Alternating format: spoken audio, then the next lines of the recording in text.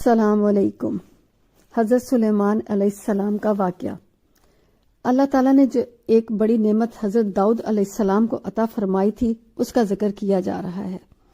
ان کی نبوت کا وارث ان کے بیٹے حضرت سلیمان علیہ السلام کو کر دیا، اسی لیے صرف حضرت سلیمان علیہ السلام کا ذکر کیا ہے، ورنہ ان کے اور بھی بچے تھے۔ 100 عورتیں آپ کی لونڈیاں تھیں، چنانچہ اور آیت میں ہے جس کا ترجمہ ہے حضرت داؤد علیہ السلام کے وارث حضرت سلیمان علیہ السلام ہوئے، یعنی نبوت آپ کے بعد انہیں ملی۔ یہ بہت اچھے بندے تھے، یعنی خوب عبادت گزار تھے اور اللہ کی طرف جھکنے والے تھے۔ کہتے ہیں کہ جناب داؤد نبی علیہ السلام نے ایک مرتبہ آپ سے چند سوالات کیے، ان کے معقول جوابات پا کر فرمایا آپ نبی اللہ ہیں۔ پوچھا کہ سب سے اچھی چیز کیا ہے؟ جواب دیا اللہ کی طرف سے سکنیت اور ایمان۔ پوچھا کہ سب سے میٹھی چیز کیا ہے؟ جواب ملا اللہ کی رحمت۔ پوچھا سب سے ٹھنڈک والی چیز کیا ہے؟ جواب دیا اللہ کا لوگوں سے درگزر کرنا اور لوگوں کا آپس میں ایک دوسرے کو معاف کر دینا۔ حضرت سلیمان علیہ السلام کے سامنے ان کی بادشاہت کے زمانے میں ان کے گھوڑے پیش کیے گئے۔ یہ بہت تیز رفتار تھے، جو 3 ٹانگوں پر کھڑے رہتے تھے، ایک پیر یوں ہی سا زمین پر ٹکا رہتا تھا۔ ایک قول یہ بھی ہے کہ یہ پردار گھوڑے تھے، تعداد میں زیادہ تھے۔ ابراہیم تمیمی نے گھوڑوں کی تعداد 20,000 بتلائی ہے، واللہ عالم۔ ابو داؤد میں ہے حضرت تبوک یا خیبر کے سفر سے واپس آئے تھے کہ گھر میں تشریف فرما تھے، جو تیز ہوا کے جھونکے سے گھر کے کونے کا پردہ ہٹ گیا۔ وہاں حضرت عائشہ رضی اللہ عنہا کی گڑیاں رکھی ہوئی تھی جن سے وہ کھیلا کرتی تھی۔ حضور صلی اللہ علیہ وآلہ وسلم کی نظر بھی پڑ گئی۔ دریافت کیا یہ کیا ہے؟ حضرت عائشہ رضی اللہ عنہا نے جواب دیا میری گڑیا ہیں۔ آپ نے دیکھا کہ بیچ میں ایک گھوڑا سا بنا ہوا ہے جس کے 2 پر بھی ہیں، کپڑے کے بنے ہوئے ہیں۔ پوچھا یہ کیا ہے؟ کہا یہ گھوڑا ہے۔ فرمایا اور یہ اس کے اوپر دونوں طرف کپڑے کیا بنے ہوئے ہیں؟ کہا یہ دونوں اس کے پر ہیں۔ فرمایا اچھا گھوڑا اور اس کے پر بھی؟ صدیقہ رضی اللہ عنہا نے جب عرض کیا آپ نے نہیں سنا کہ حضرت سلیمان علیہ السلام کے پردار گھوڑے تھے؟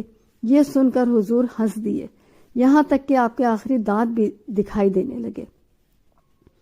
حضرت سلیمان علیہ السلام ان کے دیکھنے بھالنے میں اس قدر مشغول ہو گئے کہ عصر کی نماز کا خیال ہی نہ رہا، بالکل بھول گئے، جیسے حضور صلی اللہ علیہ وآلہ وسلم جنگ خندق والے دن لڑائی کی مشغولیت کی وجہ سے عصر کی نماز نہ پڑھ سکے تھے اور مغرب کے بعد ادا کی۔ چنانچہ بخاری و مسلم میں ہے سورج ڈوبنے کے بعد حضرت عمر رضی اللہ عنہ کفار قریش کو برا کہتے ہوئے حضور صلی اللہ علیہ وآلہ وسلم کے پاس آئے اور کہنے لگے حضور صلی اللہ علیہ وسلم میں تو عصر کی نماز بھی نہ پڑھ سکا۔ آپ صلی اللہ علیہ وآلہ وسلم نے فرمایا میں بھی ابھی تک نہیں ادا کر سکا۔ چنانچہ ہم بدخان گئے، وہاں وضو کیا، سورج کے غروب ہونے کے بعد عصر کی نماز ادا کی اور پھر مغرب پڑھی۔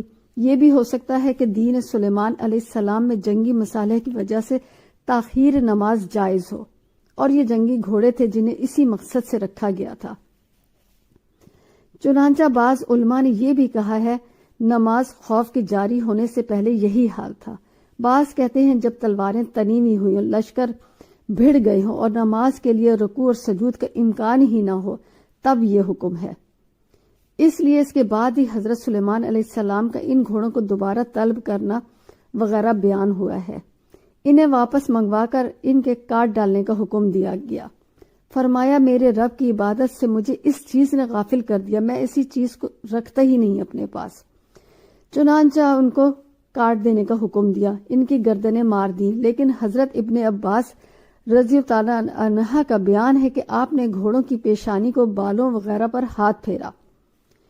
امام ابن جریر کا بھی یہی قول ہے۔ بلا وجہ جانوروں کو ایذا پہنچانی ممنوع ہے۔ ان جانوروں کا کوئی قصور نہ تھا جو انہیں کٹوا دیتے، لیکن میں کہتا ہوں ممکن ہے یہ بات ان کی شرع میں جائز ہو، خصوصاً ایسے وقت جب کہ وہ اللہ کی یاد میں خارج ہوئے ہوں اور نماز وقت کا نکل گیا ہو۔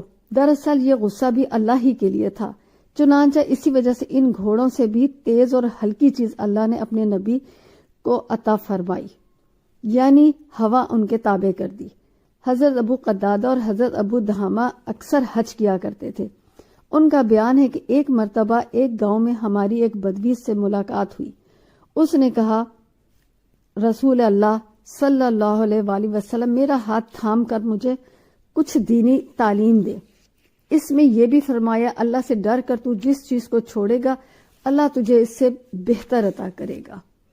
ترجمہ ہے، ہم نے آسمان اور زمین اور ان کے درمیان کی چیزوں کو باطل اور ناحق پیدا نہیں کیا۔ یہ گمان تو کافر کا ہے، 100 کافروں کے لیے خرابی ہے آگ کی۔ کیا ہم ان لوگوں کو جو ایمان لائے اور نیک عمل کیے ان کے برابر کر دیں گے جو ہمیشہ زمین میں فساد مچاتے رہے ہیں؟ یا پرہیزگاروں کو بدکاروں جیسا کر دیں گے؟ یا بابرکت کتاب ہم نے تیری طرف اس لیے نازل فرمائی ہے کہ لوگ اس کی آیتوں پر غور کر لیں، عقل مند اس سے نصیحت حاصل کر لیں۔ اللہ ہمیں ہدایت دے، آمین۔